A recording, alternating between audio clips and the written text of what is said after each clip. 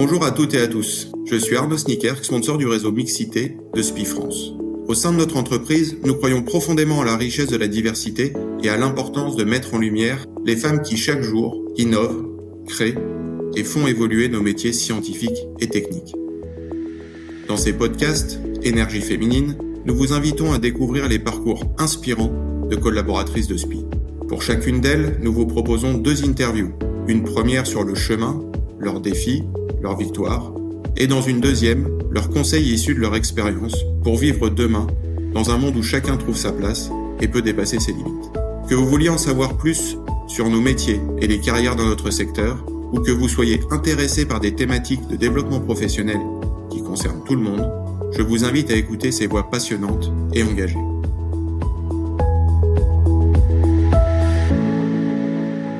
Bonjour et bienvenue dans notre podcast dédié au parcours de femmes de SPI. Dans un secteur technique et industriel qui peine encore à recruter ou intéresser des femmes, nous souhaitons mettre en lumière les parcours de nos collaboratrices qui réussissent et qui nous inspirent. Parmi elles, Samantha Moreau qui va nous expliquer comment elle s'est développée au sein de l'entreprise grâce à des expériences variées et toujours formatrices. Bonjour Samantha. Bonjour Cécile. Samantha, tu as 38 ans, tu es chez SPI depuis bientôt 12 ans et tu es aujourd'hui responsable d'activité chez SPI Facilities. C'est la filiale de SPI France spécialisée dans la maintenance des bâtiments et le facility management. Oui. À ce titre, tu encadres des équipes qui interviennent en maintenance sur des sites sensibles du sud de Paris. Et pour commencer cette interview, je voudrais qu'on revienne sur un moment de bascule qui est assez représentatif de ton parcours. C'est en 2015.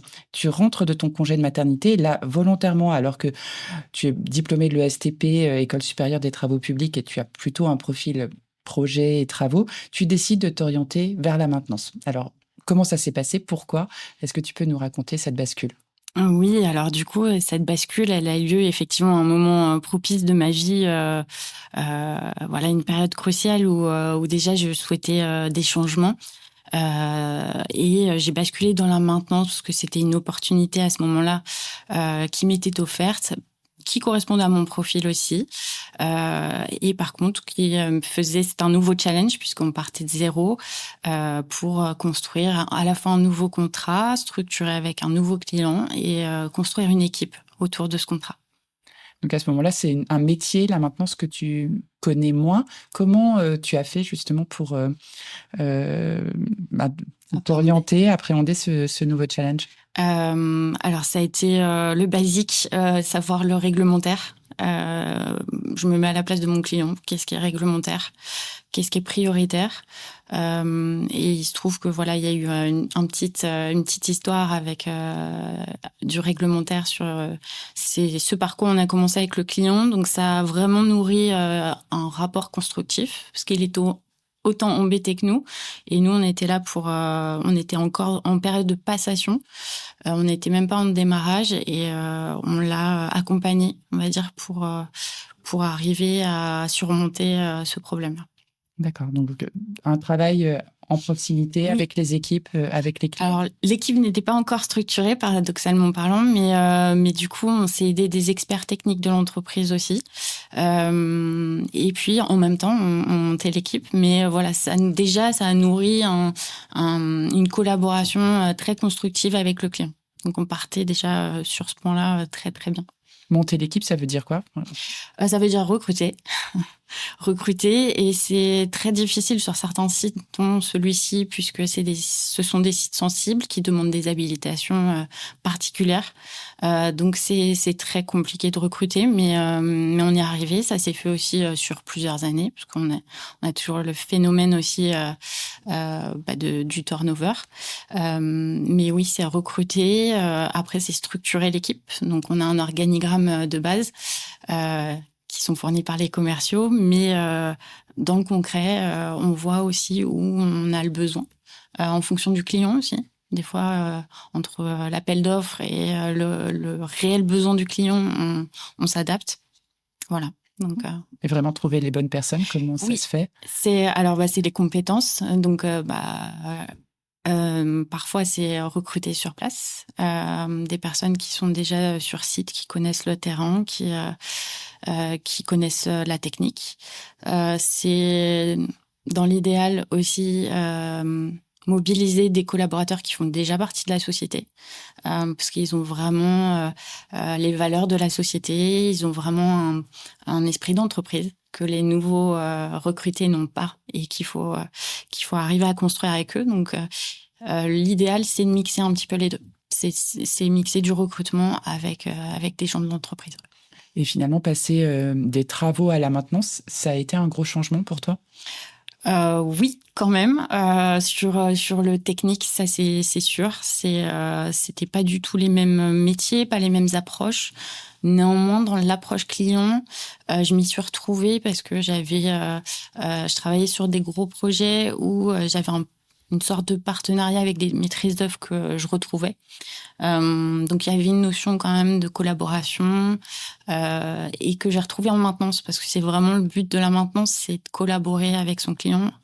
On a un cadre contractuel, mais c'est essayer d'instaurer un partenariat et voilà, de comprendre leurs priorités aussi à nos clients et de partager.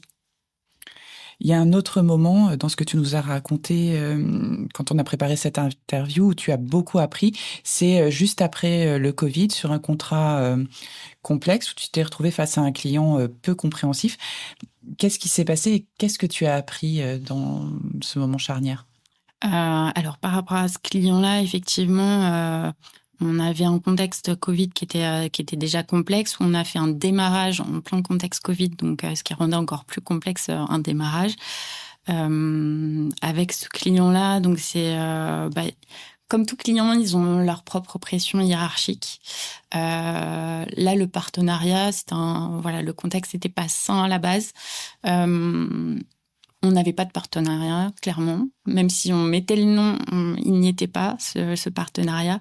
Et oui, là, il y a eu, on va dire, au-delà du mécontentement client, auquel on peut être habitué aussi dans certaines réunions, il y a eu des attaques, je dirais, offensives par rapport à l'humain au-delà de l'entreprise, on va dire.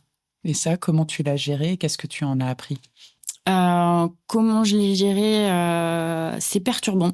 C'est perturbant. On s'attend pas forcément à être attaqué. On s'attend à des mécontentements. On s'attend pas forcément à être attaqué en tant que personne. Donc je l'ai géré d'une façon calme. Je ne savais pas le gérer autrement. Je pense qu'en le gérant autrement, je m'en serais peut-être voulu. Donc je l'ai géré calmement. Après. Sur le coup, avec ce client-là, je l'ai pas, parce que ça n'était pas qu'à moi non plus, c'était arrivé aussi à d'autres collègues. Ça a été très compliqué. On a fini par trouver un terrain d'entente pour aussi partir de ce site-là. Et par contre, ça m'a servi, je dirais, d'expérience pour d'autres cas qui me sont arrivés depuis, où là, j'ai vraiment mis en avant le fait, quand ça arrive, que ça va au-delà du mécontentement, de rappeler le respect mutuel qu'il doit y avoir entre les deux parties et que sans ça, il n'y a plus de construction possible. D'accord. Donc, à travers ces expériences, tu nous as parlé d'équipe, de complémentarité des équipes. Tu nous as parlé aussi de l'importance du respect. Au-delà de ça, enfin, qu'est-ce que tu dirais que tu en as retiré de ces expériences professionnelles que tu as eues? Déjà, ça m'a appris en sortant de l'école. J'avais une faible expérience aussi en termes de management, malgré mes 3 ans avant SPI.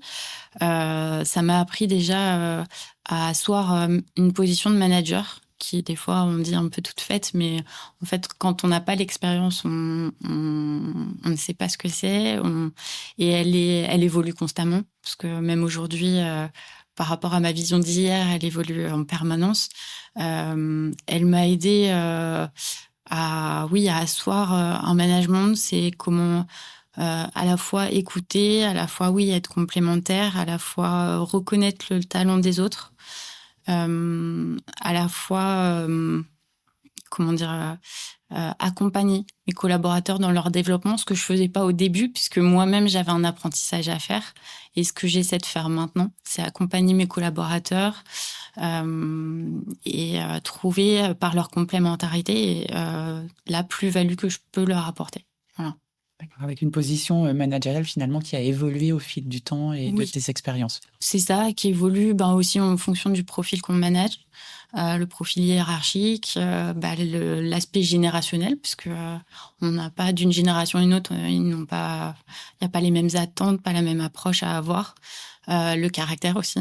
On ne peut pas attendre d'une personne quand on sait comment elle fonctionne, on sait que on doit se positionner différemment. Donc oui, c'est très variant et il faut toujours de l'adaptation. Après, on est plus maintenant dans un management collaboratif. C'est ce qu'on essaie d'instaurer de plus en plus.